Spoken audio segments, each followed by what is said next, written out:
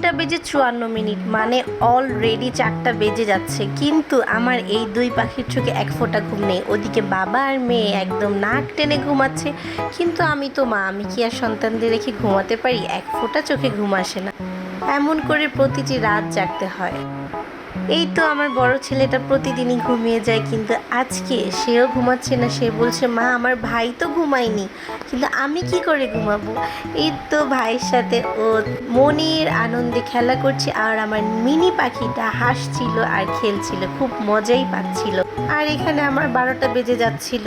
বসে থাকতে থাকতে পিঠে ব্যথা শুরু হয়ে যায়, কিন্তু তাদের চোখে কি আর ঘুম আসে? তারা তো তাদের চোখে যখন ঘুম আসবে সেই টাইমেই ঘুমাবে, আর আমি মা, আমার একদম টাই ফিস হয়ে যায়।